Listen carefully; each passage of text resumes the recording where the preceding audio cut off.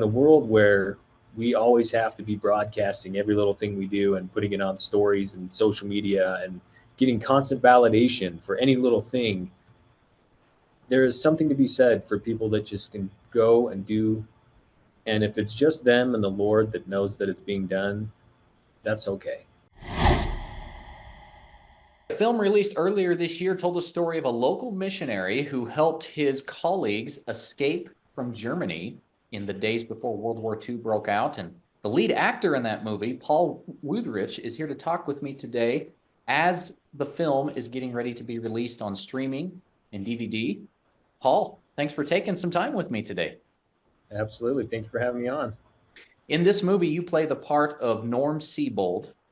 He was a missionary for the Church of Jesus Christ of Latter-day Saints from Rupert, which is in our neck of the woods. And it's done quite well at the box office, considering that it's an independent film. $2.6 million at the box office. Your reaction to its performance so far? Well, this is the fourth T.C. Christensen film that I've done, two of which have been released, one which will be released next spring. And it's my first lead role with him. And so to see this positive response is just awesome as an actor. Not that I participate in any of that, but you put your heart and soul into something like this and you work hard and you want it to do well and be received well. And so to get that sort of feedback has been just amazing. And I'm just grateful for the way that it's been received. How were you cast for this? So I actually auditioned for this film back in 2019.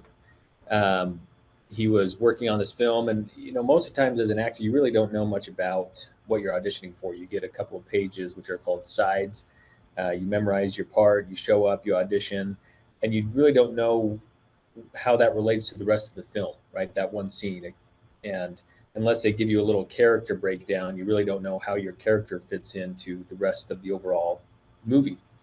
And so my original audition was for another set of elders, and he just said, "Okay, I think I might have a part for you." And I had done Fighting Preacher and Love Kennedy, and love working with TC. And then COVID happened, and everything got shut down. And so I would just reach out every 4 to 6 months, say, "Hey, you going to do that film?" I'm trying to keep my schedule open, and it wasn't going to happen. And then he called me up for another film that we shot that will be released next April. And then after we shot that, I asked him, I said, "Hey, is this missionary film ever going to happen?" He said, I lost my locations. It's just not, I can't pull everything together. And so I had given up on it. And then he had reached out just a few months later and said, "Come read for this part." And he said, "It's for Norm Seibold." And I looked up his story. I thought, oh my gosh, it's going to happen. And, I had never heard of Norm Seibold. I didn't know originally that was a story that's being told. And I just remember reading articles about him thinking, how have I never heard this story? And me and my wife both said that, it's such an incredible story that's not very well known at all, surprisingly. And I think that's been one of the reactions that a lot of people have. They come out of the theater, and as we go to showings, one question we get asked a lot is, why have we not heard this before? And so it's been very cool to bring that to, be a part of bringing that out and sharing that story. That seems to be a trademark for T.C. Christensen. Yes. He likes to tell stories that no one has heard before. A little bit about your background. Where are you from, and how did you get into acting? Yeah, I'm a Utah-based actor. I'm actually not a full-time actor. I started film when I was 18, graduated high school, started getting into film. I had done theater previously to that, but I did spend a few years in the film industry. I was trying to act and work on sets and do the whole 9 yards, and really just got burned out, and have since left the film industry full time. And now I work in commercial real estate management. I help manage industrial properties in Tennessee and Alabama. And I'm lucky enough that when a project comes up that I'm passionate about, like Escape from Germany, I can take some time off and shoot the film, and then kind of work on the road, and then get back to my full-time day job. But yeah, it's a long road. Like I say, I was in my first film with T.C. Christensen was Love Kennedy. I was a little missionary. I had one day shooting on set, and I just love working with him. And any chance I get, I try and make it back to a set. The decision to be in films that are related to the LDS Church. Is that a conscious decision on your part, or are those just the parts that come up because of your association with TC?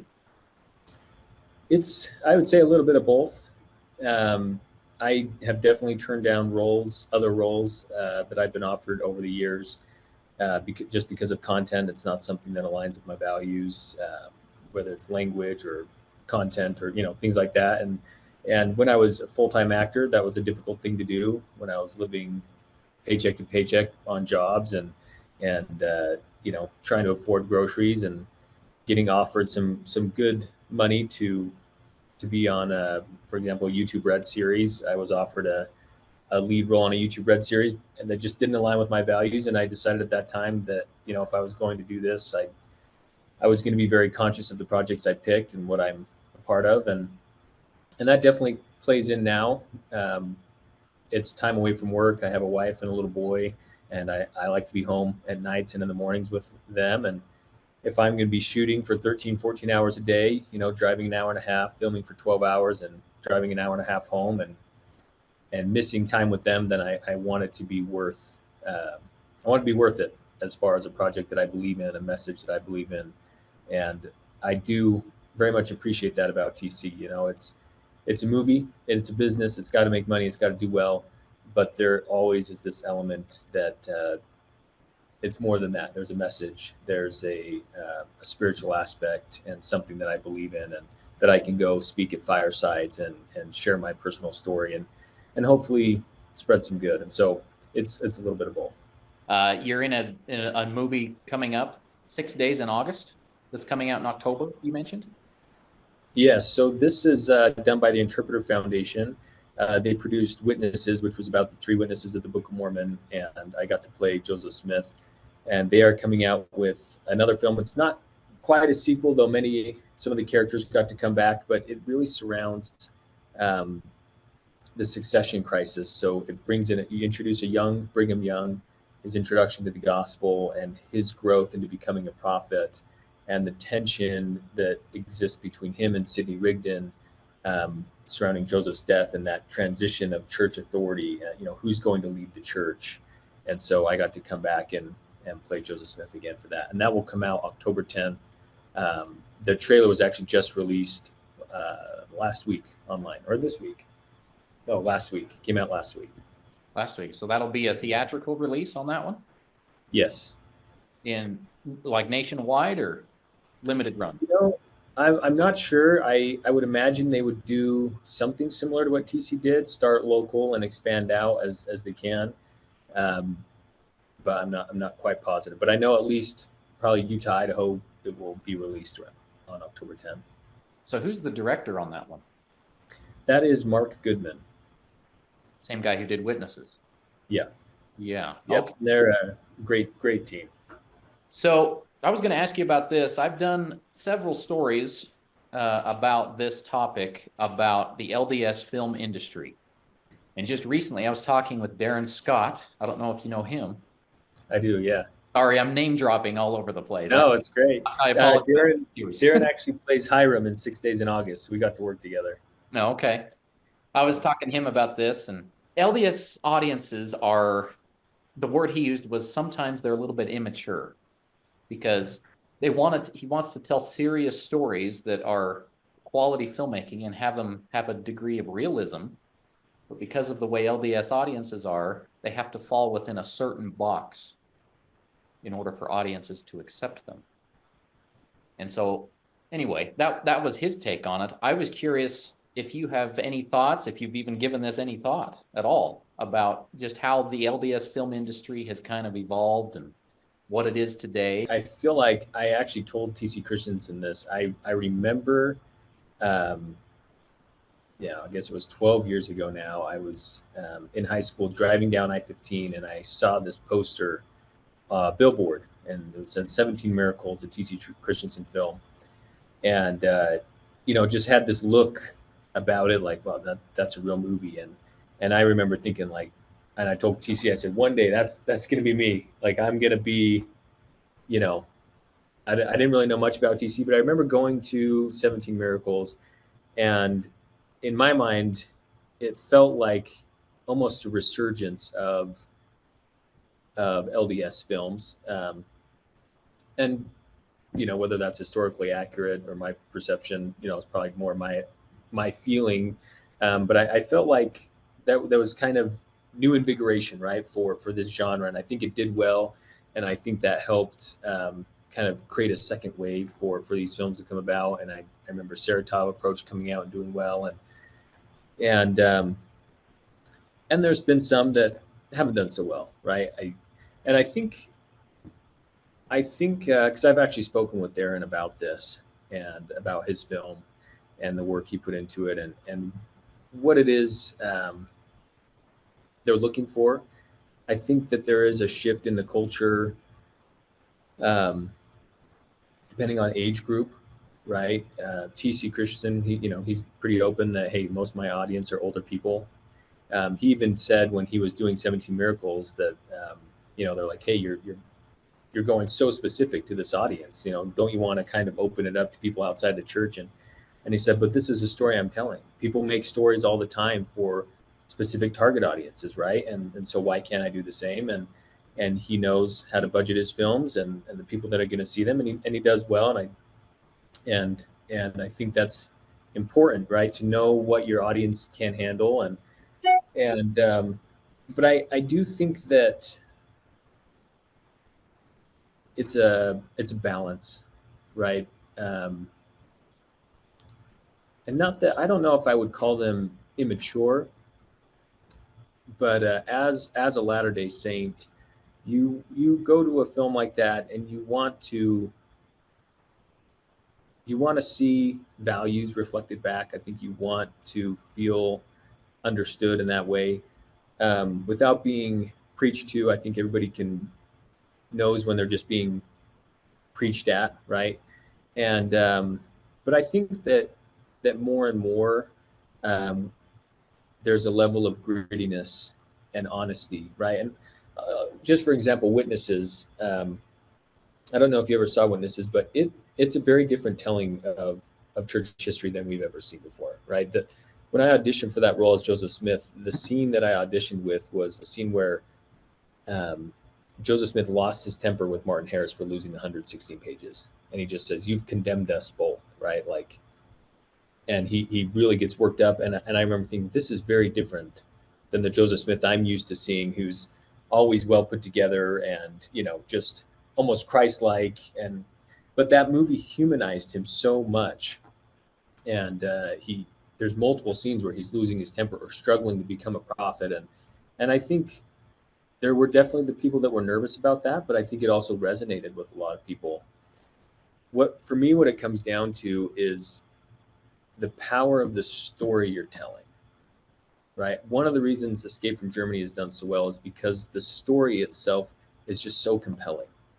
One guy against all these Nazis, borders closing down, by himself out there on a rescue mission in World War II. I mean, that alone is like, wow, that's interesting. That's compelling. That's dramatic, right?